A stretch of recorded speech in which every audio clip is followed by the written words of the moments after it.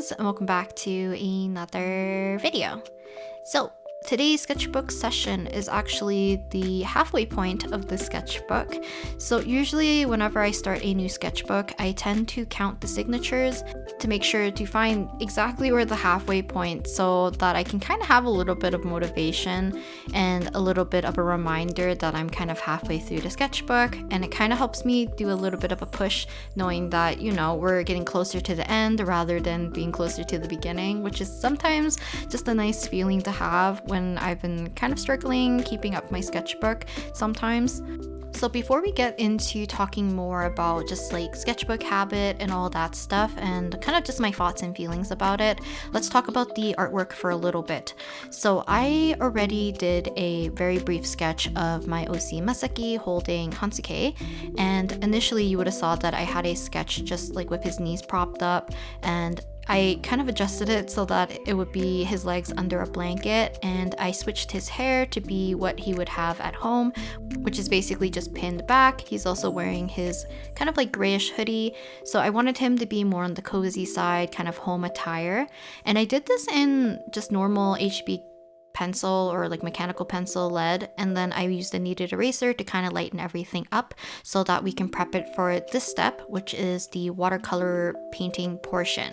So to be honest, I did not exactly have a concept or color palette or just like general lighting or mood for this piece initially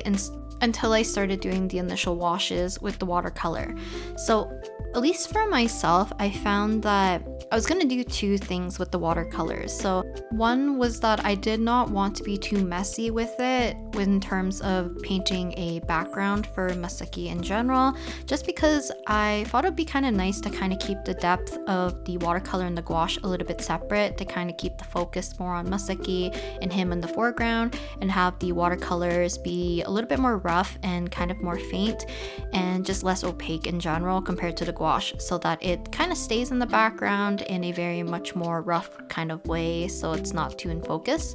So I'm trying my best to put in kind of like leaf textures, some of the change in hue if I needed, and the reason being is that I decided last minute that I wanted Masaki to be kind of like cozy attire, like I mentioned, and he's like under a blanket with Hansuke, and he's just like very cozy. So the background might not make sense if there's foliage behind him, but he looks like he's at home. So I decided that I would actually put in some, I guess like window, what are they called? Are they called window panes? So basically like the little borders for windows, so that it looks like he's indoors, and then the watercolor kind of foliage in the background can be behind the window panes, and then it will make a little bit more sense. So it looks like he's indoors, and I can kind of stick with this color palette a little bit anyways. The second reason I'm using watercolors is the one that I usually say at the beginning of almost every gouache session that I do, especially in this sketchbook, is that I like to prime the paper and plan out my colors with watercolor, because I am the most comfortable with using watercolors as a medium for like coloring and planning and all that jazz, and I just feel more comfortable with it more than I do with gouache. So even though you can water down gouache and use very thin layers to kind of paint over your sketch to kind of prep yourself for your other layers, I just find it a little bit easier to do it with watercolors, so that's what I'm doing. It also helps me to knock out a good chunk of the page right away without feeling like I have to commit right away to using gouache. So for the most part, I was kind of debating if I wanted to keep this one very light. You can see that I was choosing some other colors that were in Masaki's palette, like this kind of turquoise color, and I was trying to put it back into his kind of blanket, because even though Masaki's wearing kind of gray, I still wanted to include some of that nice blue and brown color combination together, just because I think it's really cute and a very nice complementing color palette especially. So yeah, I just wanted to make sure to include that. Also painting in very roughly and kind of last minute those little window panes or like the borders. So here's what it looks like with the wash kind of fully dried, and you can kind of see the texture of the watercolor at this point, and it kind of makes the paper, like I said, kind of primed for the gouache to kind of grab onto as well. I also made the mistake that when I pressed my record button, I didn't fully press it down, so it didn't hit record when I was doing all my flats, so I'm doing one more close-up so you can kind of see that I was trying my best to layer up many kind of like sheer washes of color before committing to doing some of the thicker areas like I started to do for his face and his hair. So once we kind of passed through doing my initial little wash of kind of like very thin layers of gouache, I'm going ahead and starting to add more details. I am hopefully going to be upping the consistency of it a little bit more too, so it's on the thicker side, so I can paint with a little bit more opaque paint. And I've always mentioned that in previous gouache videos that I've always been struggling with how I want to paint with gouache, and I think part of it is because when I look at some of my past pieces with gouache, I felt very happy with them and I did like how they turned out. But now that I'm playing with gouache again, maybe I guess like my eyes are too big. What's that saying? It's like I feel like I'm lacking because my eyes are set on a higher goal, I guess. And because I can't meet that expectation, I'm being much more harder on myself. Because the more I look at this finished piece later on, I am actually quite happy with it. There's like a lot of things I could nitpick about the piece, but for the most part, I definitely think I found maybe the workflow that works for me, and maybe I just need to really just slow down and enjoy the gouache process a little bit more rather than fussing with trying to achieve the final product that I wish I wanted it to look like. Hopefully that makes sense. It's just a lot of things that I feel like I just need to tackle more internally rather than it being a full-on skill issue with the gouache, because there's plenty of pieces, like I said, that I've done that I liked. So I feel like I would like to get back to just that realm of how I stylized and painted with the gouache in that way, rather than always fussing to make things look like something that maybe I'm not used to. Or in the future, if I can, I'll do more gouache studies and then maybe expand my repertoire a little bit, and then maybe that will also help me figure out what I like and dislike about my gouache pieces every time. So the rest of this video will be more or less in time-lapse mode, and I think minus the initial washes that I did with my gouache, I think I recorded everything else. So for the most part, you should be able to see this piece slowly come to life, which kind of the reason why I kind of like these time-lapse videos for, like, I guess traditional medium, and kind of why I don't want to do too many close-ups and like zooming in on the piece too much is it's kind of fun seeing the piece stay stationary and you can kind of see me build up the entire piece. But I am going to think about getting a secondary cam or something else so that you can see my palette, because I remember in the past that some people requested to see me like mix the colors physically so that you can see how my workflow actually is. So I'm gonna maybe do another session with watercolor and see if I can get that set up in a way that makes sense, and maybe edit it in a way that also just shows that when my hand's off screen, you can see that I'm mixing the colors and stuff, but doesn't disrupt the video format too much. So I'll kind of play around with that in the future. But yeah, this piece,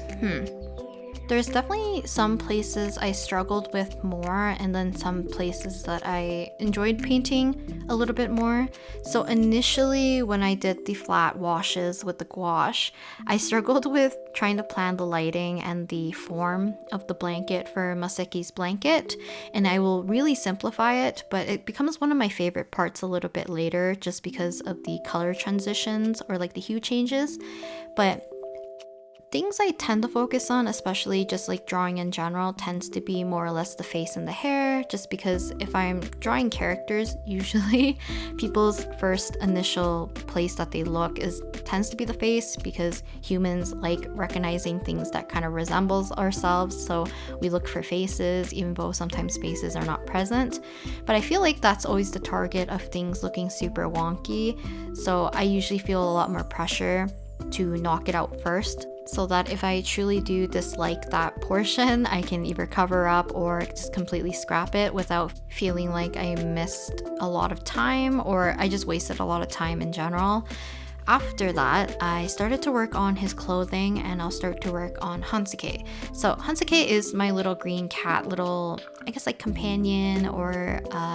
what is it called? Mascot character. I will revisit him sometime this year, like in general, because one of the things I've always wanted to do, and I think I mentioned this like as a goal last year, but due to some family circumstances, I was not able to do that. So hopefully later this year I will be able to, but I want to make kind of like a stationery brand based off of him as a character and a few other characters together. And I know some people have requested that they would like me to make some stickers out of the little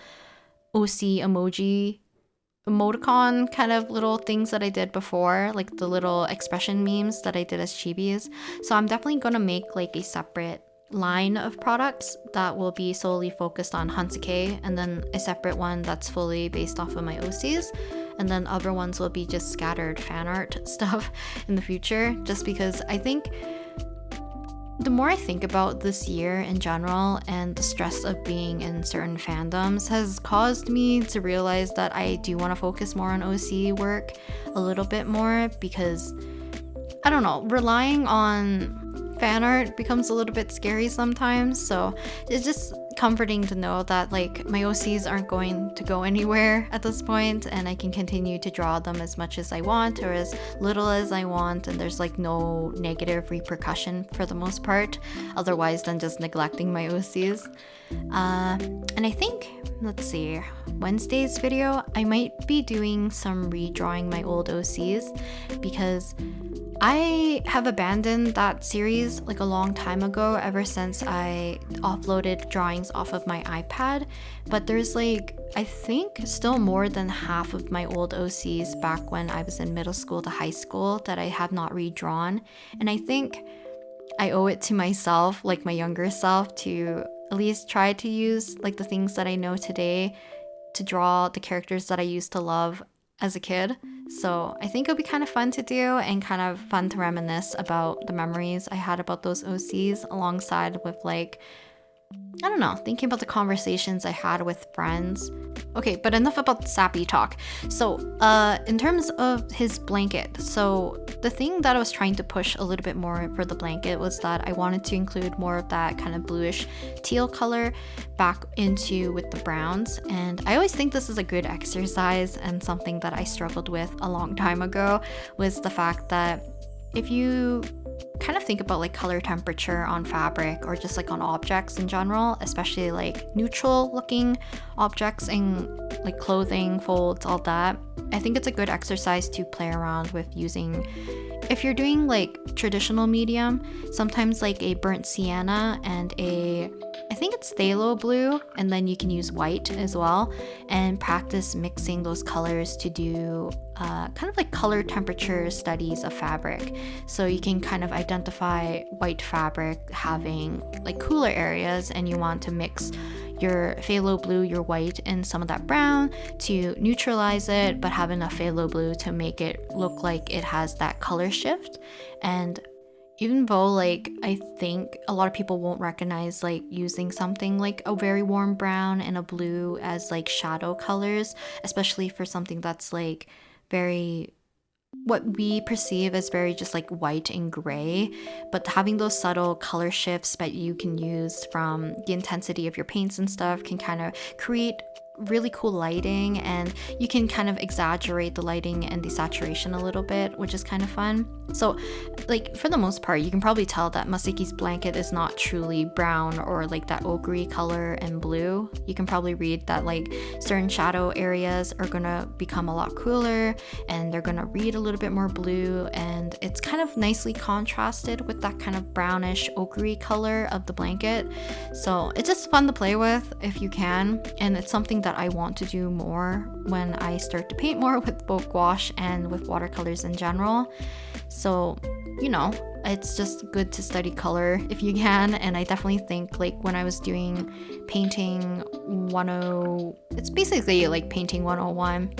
and we did the fabric study. I think I told the story like a long time ago already, but basically there was like me and another person in a class of like, I don't even know, like 14, 15 students, and I was one of the only people who did not understand how to paint very well, and I made my fabrics look very blue and brown. I was very much like a person who did mostly like traditional drawing, so I didn't think about neutralizing colors when painting. I didn't really understand that, like, you know, if you add more blue to your brown, it'll shift it to be a lot cooler, and then vice versa after you kind of like break that threshold of where you neutralize the color. So yeah, it was kind of like for me a little bit shocking because I was like,